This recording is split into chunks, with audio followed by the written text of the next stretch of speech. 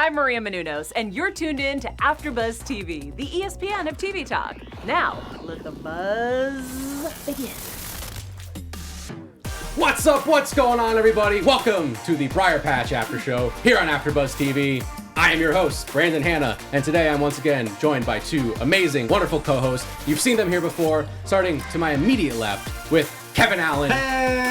Special segment extraordinaire, Kevin Allen. Extraordinaire. I already got the upgrade. Thank you. Glad to be here. And of course, last but not least, she takes the best notes in the business. It's Janice Nyam. Thank you guys so much. Hi, everyone. I'm so excited to dive into this episode.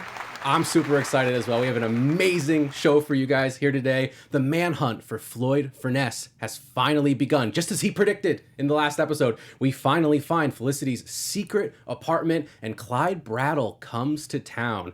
But of course, we have a return of last week's special segment, but with a new name, a new spin on it, if you will. It's Conspiracy Corner. Real life stories of corruption uncovered. Cannot wait to get into that. And in news and gossip, we have Briarpatch moving to a new day, a new air date. So make sure you keep an eye out for that because you do not want to miss these episodes because they're amazing. Speaking of amazing episodes, we have a great one to cover for you today. Let's get into our overall thoughts on this episode. It was terrible. It was shocking. Ooh. So many things. So many things. I felt like this episode definitely picked up for me. The first two episodes were a little bit more of like a world building and character introducing episode. But this one, I felt like the writers literally settled into each character and they settled into the town, and this was like time for us to have fun with them. We're starting to get clues, like things are resolved. Like you said, we finally get to see Felicity's apartment. We finally get to see Clyde Brattle, but I'm still just as clueless as I was in the pilot. Things are coming into fruition and it's still chaos. I mean, you always have to have questions in the background, you know. That's true. Yeah, I'm definitely left with more questions than answers. I thought I didn't know who to trust before. Now I really don't know who to trust. Honestly, everyone is very sketchy and no one wears their heart on their sleeve. No, literally no one. Like, I can't think of anyone except maybe AD Singe. Yeah, we're still team AD. Right now, I am. I don't know about... I don't even remember what team I'm on anymore. Oh my god. He definitely seems to be out for Allegra's best interests. Yeah. But I still think he knows more than he definitely does. Than he leads on. I feel like he will reveal it in due time. Right now, probably not. They almost had me in this episode. I thought his car was going to explode when Allegra was like, I'm going to walk. I'm like, no, really? Don't walk. Get in the car. Then I'll know he's safe. That was a close one. Oh my god. Oh, I see. You wanted the protagonist to get in the car to prevent the bombing. Yes. I get it. Yeah, that makes sense. Allegra can't die, apparently. Exactly. Unless they pull a Game of Thrones on us. Oh no. Well, they already killed off two characters in the first episode. That's enough Game of Thrones. Yeah. And now they're reintroducing new characters. They didn't kill off the Strucker? Strucker's alive actually. But even when he's as good as Dan. the police chief came on TV and she said that the bombs cost the lives of two of her best. Yeah, two of her best. So does that mean Strucker died in urgent care, or is she just saying that? Are they keeping it on the down low that he's still alive? Yeah, I don't know why. That would be the smart choice. I was really confused by that. I was like, oh, that's interesting. But again, I don't trust her. Interesting choice of words. I don't trust her at all. Mm-hmm. She seems very deceiving. I don't know. It's the entire show, though. I mean, they all do. How do you catch a criminal when everyone's a crook? Like, everyone on this show, except for AD, is terrible. And I don't know what to make of it. Was it one of the last lines of this episode was, don't trust a word out of Jake Spivey's mouth. But I feel like that can be said about anybody. Yeah. Indeed. And speaking of people that we can't trust, what's going on with Floyd Ferness? This manhunt has begun. We hear it over the radio in the very beginning, and we catch up with him later on in the episode. Just as he had foreseen, just as he predicted, this manhunt has begun. They're trying to frame him. I don't think he did it. I don't think he did either. I feel like Floyd's perspective could easily be its own story that like Harrison Ford would be the protagonist of. Like a guy who's wrongfully accused and trying to get away, and he has to break and enter into people's houses, not doing any harm, but just to get by. He stole the black box out of Felicity's apartment and is trying to crack that. I don't know, maybe against Mr. Snow because it's his drive, or he's just trying to find evidence to help clear his own name. We don't know what he's doing, but he has to do everything in the shadows. as criminals often do, but the whole time it's, he's got a righteous cause perhaps behind it. All I'm getting at is if we see the story from his perspective, which he gave us a glimpse in, I think we'd see that he's not the villain. I'm curious to see if he had given the department any reason to question him before this whole ordeal about him being a bomber. Like, imagine if someone came in here and was like, hey, maybe Kevin is a bomber. And I would be like, no, he hasn't like shown anything that's like, oh, maybe this guy could be probably a criminal. Yeah. I'm not going to believe it right away. But everyone is just so quick to assume that this guy is actually this evil person. Because all he's done so far is be a clingy boyfriend, which I have done and I do regret. And you put a black box in something. No, I never done that. No, never done that. Why did I say that? Yeah, I don't think, I'm not saying he's trustworthy. He's no AD Singe. I definitely trusted him last episode, but seeing him like being this, vermin and just like sneaking into people's apartments, and it just wasn't a good look for him. I was like, definitely not a good look. He might not be as innocent as we think he is. I mean, he's definitely not trustworthy at all. Yeah. But is he a murderer? I don't think so. Yeah, probably not. I don't know about these people, man. Yeah. They're all Can we talk terrible. about the whole encounter Allegra has in the restaurant where the waiter, I think, brought her an orange? Yes. Do you Yeah, remember that? I have no idea what that was. They even said it that it was this person. It was the same person would leave an orange on top of Or a a piece dumpster of fruit. Yeah. Yeah, on top of the for trash. her, Yeah. but I didn't understand why I he was did that thinking or why maybe- she kept it secret. I was thinking maybe she was homeless at some point because when she goes to Jake Spivey's party, I don't know who asks her like, oh, like the old guy who was like in a wheelchair with his son who was like pushing him around. He makes this remark saying, oh, now they're allowing anyone into the into the club or into the party. So I'm thinking maybe Allegra came from a really poor upbringing, and maybe someone was looking out for her by like leaving her an orange. Yeah. I don't know. I think it kind of seemed to me because she made a comment regarding Felicity and about the fruit, saying I did it so that she wouldn't have to, and maybe I didn't really know what to make of it. That's what I'm saying. I didn't understand what the context was there. Yeah, and I feel like we're not supposed to understand it just yet, but maybe when she was younger, she had to get involved in something. Maybe. I mean, this whole town's corrupt, which is why I think the police are very corrupt, and I think Floyd was very aware of it, which is why he's no longer a police officer anymore, and why they're trying to frame him. Exactly. Yeah. And so I think this is just another something corrupt about this town that Allegra was in on at some point, but is not anymore. It's an interesting take. Yes, I it can is. see that. It is. There's a lot to process in this episode. And while we're processing, I just want to take this moment to say thank you for making us the ESPN of TV Talk. We wouldn't be able to do this without you. So please, if you're just as confused as we are, leave your comments down below. Join us in the live stream. Help us. Yes, please help us. Help us in the live chat. Tell us, what does the orange mean? I don't know what the orange means, and I'm losing it. Yeah. I'm losing it, guys. I'm gonna have to go to the zoo later and just clear my head. Thank you. Give us a like. Pet some giraffes. Subscribe to this YouTube channel. If you're listening on iTunes, give us a positive rating, a positive comment. It really helps out the show a great deal. Now, I do want to get into Felicity's secret apartment. There was a lot going on in that scene. There was a man duct taped to a chair.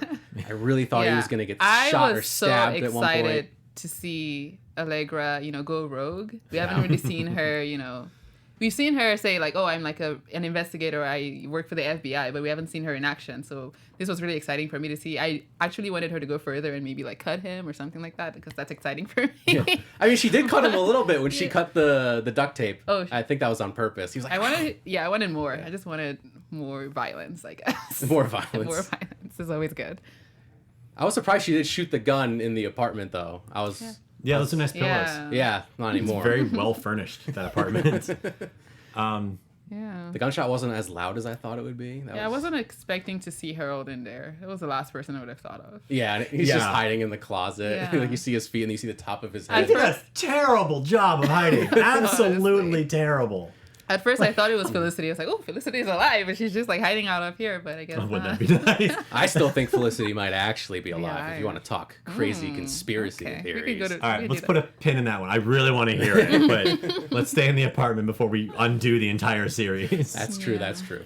Yeah, this show seems to have a lot of conversations about class and, social belonging. Like, for example, when AD Singe walked into the luau that Jake was throwing, I don't know who it was who asked him, like, oh, did you grow up rich or poor? It was Jake that asked himself. him, yeah. I was like, what kind of question is that? Is this, like, normal in this town to, like, ask people how... But you know what? I think I interpreted that as he was trying to figure out, okay, what can I get this guy to go do so that me and Allegra can be alone? He's like, did you grow up rich or poor? He's like, middle class. You like giraffes? That's yeah, a good I point. do. Mm-hmm. Yeah. Middle class guy would like to go hang out with some giraffes. Yeah, what can I impress this guy with? If he was like an upper class, very wealthy person, maybe the giraffes wouldn't have Yeah. impressed him as much. Maybe it's something cooler than giraffes. I don't know. Yeah, it's so sad that What's cooler Jake, the than only way giraffes? Jake can connect with people is with if they have money or they don't. Like, he just seems like such a surface level person. Well, that whole party was Yeah. just him inviting over people that he wants to hold power over. Yeah. And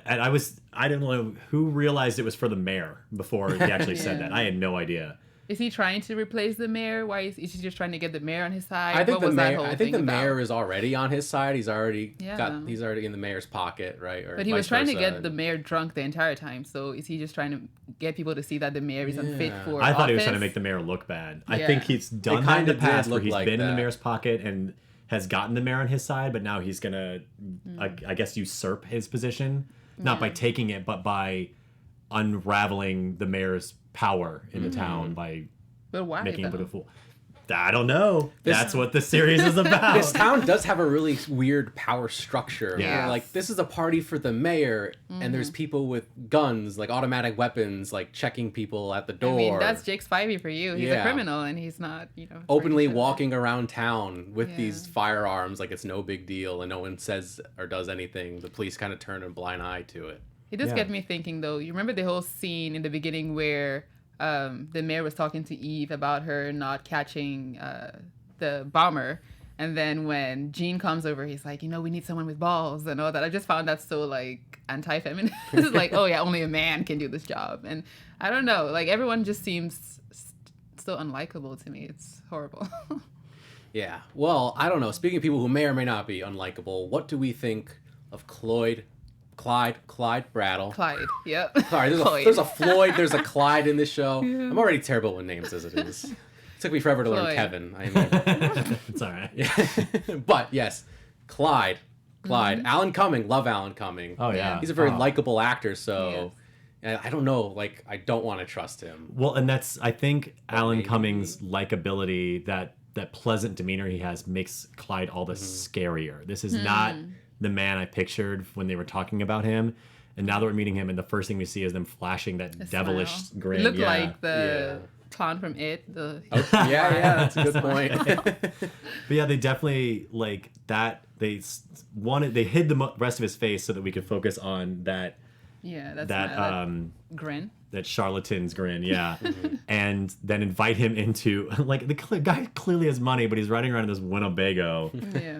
with his own armed guards. It's such a weird place, and I feel like everything about him is designed to throw you off. Yeah. And everyone in this town is untrustworthy, especially the rich people, which there's a ton of. He's just another one on the pile, but there's something about him that seems more dangerous. Yeah, Interesting. he seems like he can get you to lower your guard really fast, but he's definitely more dangerous. And he says, "Don't trust a word Jake Spivey says," and I kind of believe him when he says that. But at the same time, we do know that Jake has this allegiance to Allegra because they grew up together. But I feel like that's Allegra's weak spot because she has history with Jake, Yeah. and that's gonna come back to bite her in the ass. Yeah, because I kind of, I don't want to say I trust him in that regard, but he said it with such conviction and sincerity that I'm like, he definitely means this. This is not a ploy of his. He does not trust Jake Spivey, and he doesn't want anyone else to for their own good. But is it because he's doing for the right reasons, or because he just is at odds with Jake so much?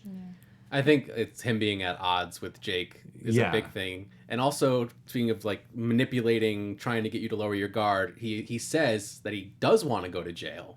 He does want to. Oh, yeah, that He caught does me want off to turn guard. himself in, but he under his terms. Everything about him throws you off. Yeah. Like, Let me take a second to say hi to our friends in the live chat. Yay. You guys feel free to leave us comments. If you have any questions, let us know what you're thinking. We're always here to, read out your comments. So Tell us what keep the talking orange to us. means. Yeah.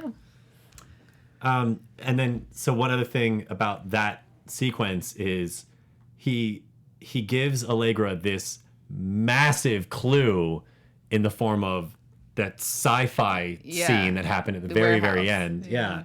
And I don't know what to make of that, but it's clearly that was being hidden from everybody, and he pulled back the curtain on that. Yeah. So that's a point in his favor. Well, he shows up, he pours her a drink. He says, I want to turn myself in, and I have information that you're going to want to see. And so it's like, oh, he like really... He's playing a really good hand. Yeah. I mean, we do have to give Jake some credit then, because he did say he didn't do anything wrong, and Clyde definitely took, responsibility for what he did and did not throw Jake under the bus per se. So I guess what's his name? I just forgot his name. Jake. I guess Jake is actually, maybe a stand-up guy because he was able to say, hey, I didn't do this. I don't know. Yeah, I feel like Clyde is trying to put Jake in prison, and that's part of his angle too. Like, I'll only be in for 2 years, but you've got Jake for life based on this evidence I'm about to give you. That's true. Interesting. What's up with those drones, though? I don't know. We flipped genres at the end of this episode. Like, it's so weird. I have to remind myself that we live in a reality where that is possible. Like, we're in the future now where you can have flying death robots, an army of flying death robots in a grounded Texas small town. It's scary. It's plausible. So no, I have no idea what to make of those drones. No idea. It is important to know that the creator of Mr. Robot is actually an executive producer on this show. So maybe that's like one of the things he maybe inspired for the show. I don't know, but robots. I mean, we're talking about how maybe the drones were had actual bombs installed in them, and then someone would fly it and stick it to someone's car and then have it explode. That's honestly what I'm thinking, because now we've seen twice with those car bombs. Someone pulls up to a residence, gets out, hangs out for a while, and when they get back, there's a bomb under the car, and it would be pretty sneaky if a drone with a bomb attached to it just flew over, went underneath the undercarriage of the car, and just sat itself right underneath it. Yeah.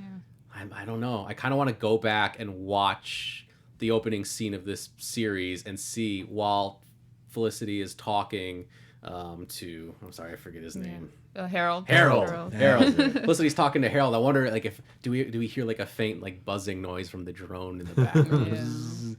That would be something. What did you guys think about Allegra bringing a drill to the luau? And when the guys were checking her, and they're like, "Oh, usually people carry guns, but why do you have a drill?" Did you guys think she was hoping to find a key or someplace in Jake's No, I just don't think she has anywhere to put it. She can't keep it at the home that she's hiding the key for, so she has to have the drill on her person in order to remove the key. So I think she's just carrying around because she doesn't have anywhere else to put it. I mean, it did come in handy. It came in handy, later in the episode.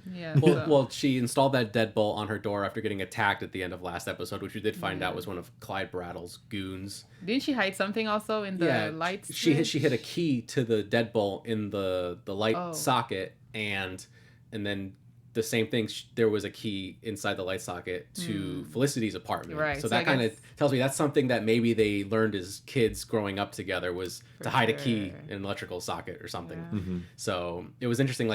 Maybe she kept that drill on her person. I think she kept it on because if she did need to access that key at the hotel, I think she would have it. But then it also came in handy that her sister also happened to do the same thing. Yeah.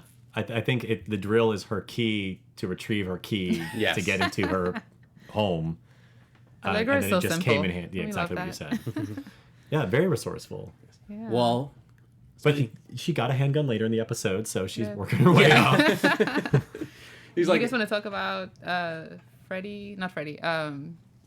What's his name? Levantes, the guy who was working border patrol. We haven't mentioned him yet. I have nothing to say about him. There's so much I don't know about him. He seems fishy. He knows Allegra somehow. Maybe they grew up together also. I don't know. Maybe he was outside Lupe's because maybe his father owns Lupe's? I think his father does. Yeah. Lupe's. So the episode starts off on him, and we don't know why until the very end, where he kind of meets Allegra, and he has what took me forever to find out was a stuffed tiger in the passenger seat. And Allegra looked shook by that for some reason. I don't know if it's because she knows there's a tiger out and about, and Okay, I just came up with this. So there's bombers out, like there's someone killing people, and there's also tigers out killing people. So the tiger reminded her that there's a tiger out on the loose, and that reminded her there's a bomber out on the loose, and she reminded her that she shouldn't get in cars because cars have bombs now. That's why she didn't get in. But outside of that, I have no idea why the tiger is significant. Yeah. I mean, Levantes kind of mentioned that he wanted to follow in Allegra's footsteps. He wanted to be a detective, probably.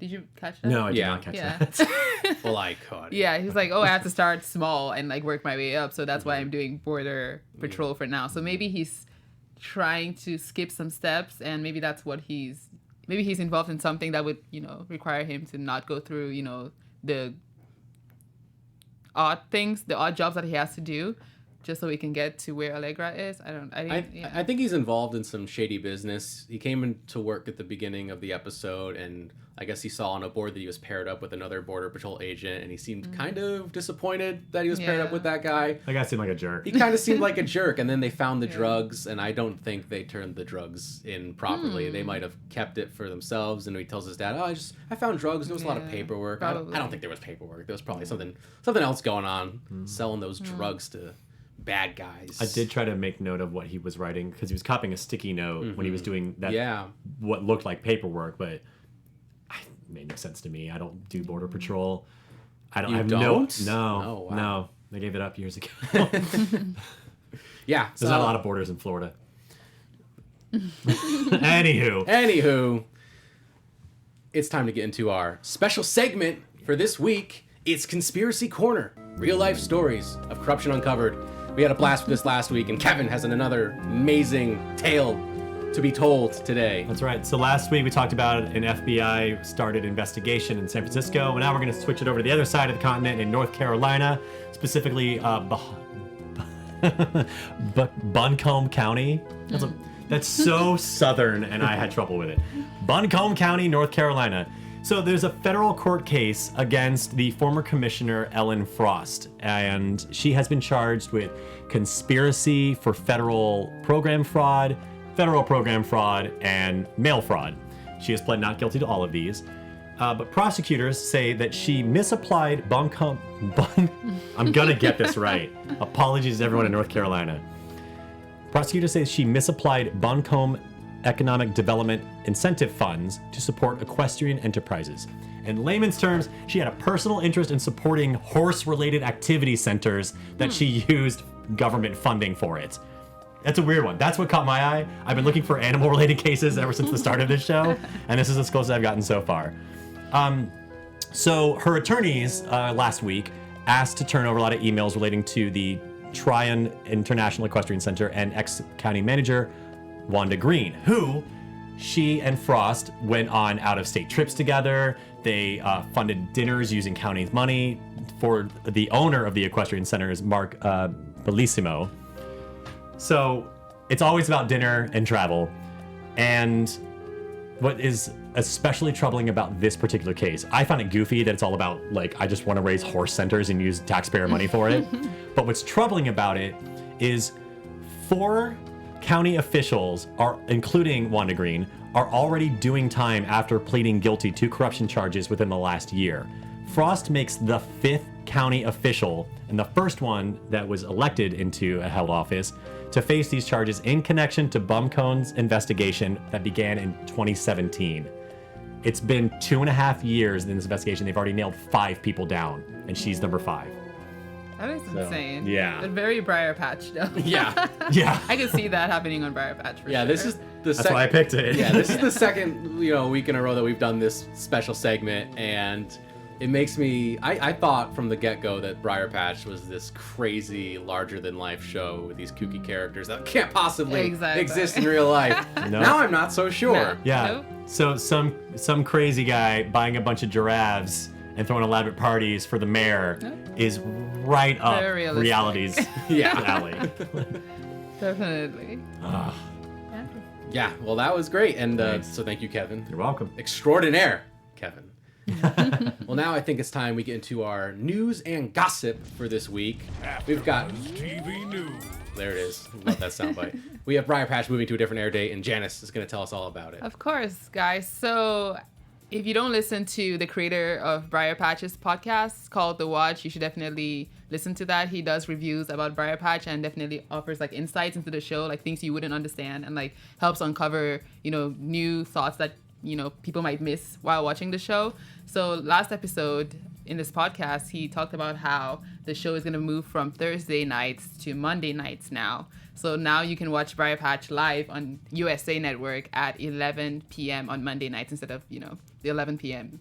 Thursday nights. And the reason why they're moving is because apparently the Raw wrestling fan base actually loves, crime shows and crime dramas, and they've definitely, seen like a correlation between people who watch that show and Briarpatch. So I guess they're hoping that they would get, more viewers that way. So we're gonna stick to, the news and see if this is actually a good thing for Briarpatch, and we'll report back to you guys. But the show's creator said that's not a bad sign that it's moving because, it's just a branding thing, and the show is definitely scheduled for all, episodes to premiere. So no worries. We're going to be here all season.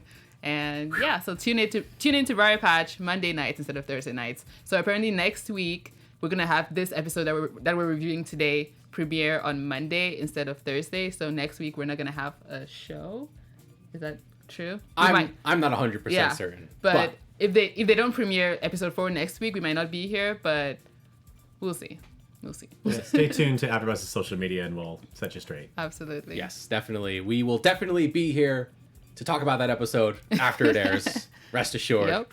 And this show is not going anywhere. Yep. Thank goodness. That was a huge sigh of relief. We were hoping hoping this wasn't another like Firefly situation where they just start doing random air dates and episodes out of order. So this show deserves Not better with than this that. show. Please don't do that with this show. I need things in order. Yes. Oh, it's confusing enough as it is. Well, I think it's time that, speaking of trying to figure out things that are confusing, it's time to get into our predictions for next week's episodes. Your AfterBuzz TV predictions. So something we kind of didn't mention was we finally met at that party. Felicity's fiance's wife. Lucrecia. Yes. And Donna. Yes.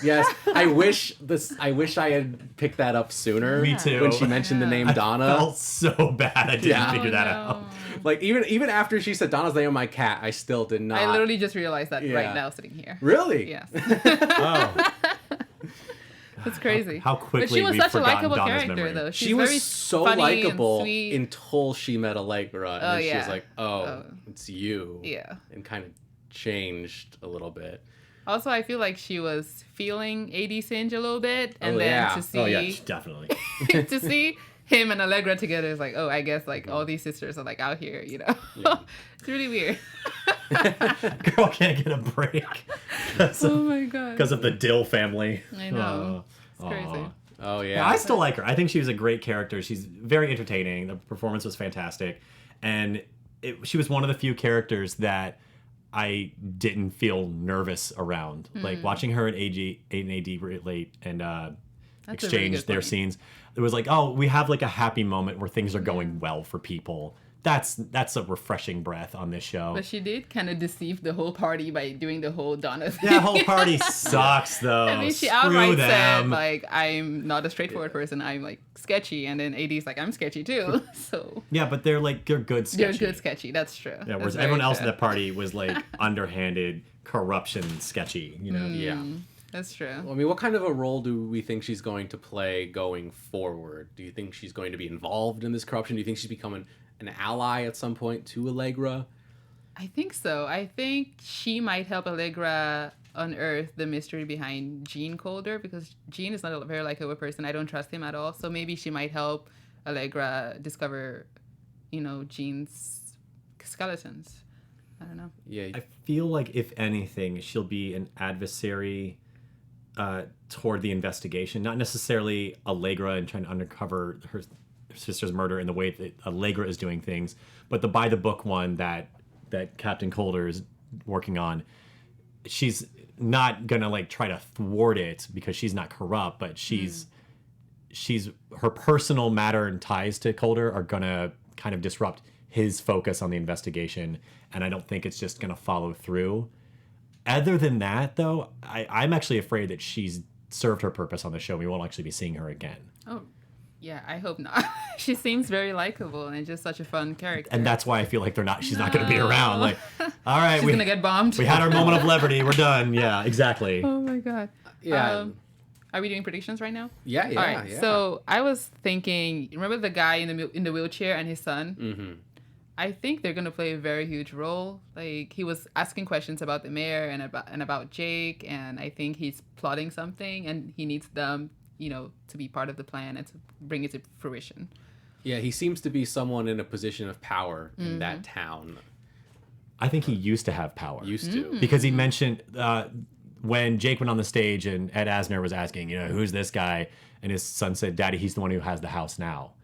Or something akin to that. Yeah. I think they used to own that mansion. They don't anymore. And so I think they still have notoriety within the town, and that's why they were invited to the big elbow rubbing soiree. Yeah. But I don't think they have the power, but they might try to get it back. Yeah, I can definitely see that. Yeah, so maybe when... That's a great prediction. Yeah, when Allegra was younger, they were the ones that kind of owned the town, but that's not the case anymore. Yeah. Now it's kind of Jake and maybe a few other people. It's probably Jake and the mayor, but we saw what Jake's doing to the mayor, and so that might create a little vacuum that they could slip into.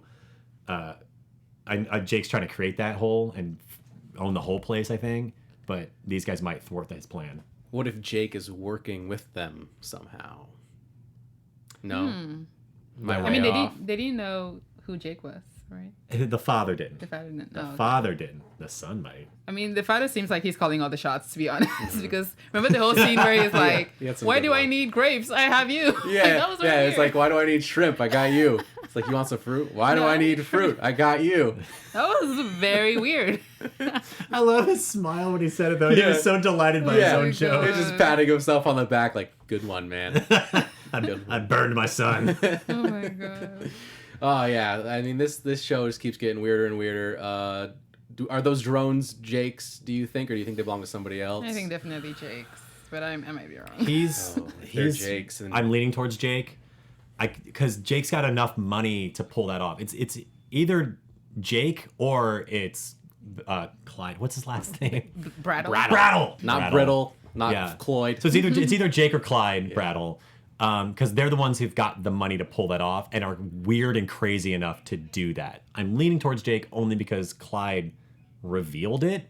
But again, I think he's a really good poker player. It could be some long con. It might be the mayor too. He seems very, very sketchy to me. The mayor seems sketchy. I don't think But I don't think he knows what he's doing. No, he seems so clueless. He's probably never even seen a drone in his life. He's like, what's that? He's all about Probably. image. I think he's just your standard politician who just wants to look good figurehead. and stay in office That's and true. keep the status quo. Yeah. Do we have any thoughts on where those drones were going? No, and I that's honestly what scares can't. me. I don't know. Like it could be Yeah, anything. it's hard for me to predict anything with those drones. That many. There were so many. Yeah. Are they going to deliver packages for Amazon, you think? Possibly. Definitely not. Amazon has the money and is crazy enough to do that. I could totally see the next episode of Briarpatch and they'd be like, yeah, those are my drones. I work on the side for Amazon. Oh my God. I'm opening a distribution center. I could totally I would see be that shocked. happening. But yeah, I was have scared no one of the idea. drones were gonna go off and like we would have another bombing, but thank God that didn't happen. Yeah. For all we know, Like, what was the thing on the floor? Did you guys see like the? I feel like things maybe that those were connected? charging stations For the that's what I drones? thought. for the drones. Yeah, that was mean, the someone the only must have green been was fully controlling them. charged. Yes. And then That was the only thing I could imagine that was. At first, I was like, what is this? Are we just jumping to some weird sci-fi show? Is she going to get teleported to another dimension? I'm like, oh, it's just drones. Okay. That's still sci-fi, but cool. it's very sci-fi. But, so yeah, that's where I'm like, I no idea what to think, no idea what to do with them, because I've only seen things like that be used in sci-fi. It's weird that this one-horse town has an army of drones inside of it. Like, for what? Unless they're gonna bomb literally every car in the town at once, I have no idea. Yeah, me neither. Well, if you guys watching at home right now have any ideas, you can reach out to us in the comment section or on social media. Speaking of which, Kevin, where can people find you online? You can find me at Instagram at Kevin Allen Graham and Twitter at Kevin Allen Says. And Janice, Nyam, what about you? Hi everyone, you can find me on Instagram and Twitter at Nyam Janice, NYAMJANICE. Thank you. And you can find me on Twitter and Instagram at BrandonHanna07. Tweet at me, Instagram me, let me know your thoughts about the orange and everything else. Really curious to know if you have any questions about the air date of this show. We'll definitely figure that out, and we'll reach out to you if you have any questions about that. But we will definitely be back sometime next week, our next episode, and I can't wait to see you then. Thank you so much for joining us here today on the Briarpatch After Show here on AfterBuzz TV. We will see you again next time. Bye. Our founder, Kevin Undergaro, and me, Maria Menounos, would like to thank you for tuning in to AfterBuzz TV. Remember, we're not just the first, we're the biggest in the world, and we're the only destination for all your favorite TV shows. Whatever you crave, we've got it. So go to AfterBuzzTV.com and check out our lineup. Buzz you later. The views expressed herein are those of the hosts only and do not necessarily reflect the views of AfterBuzz TV or its owners or principals.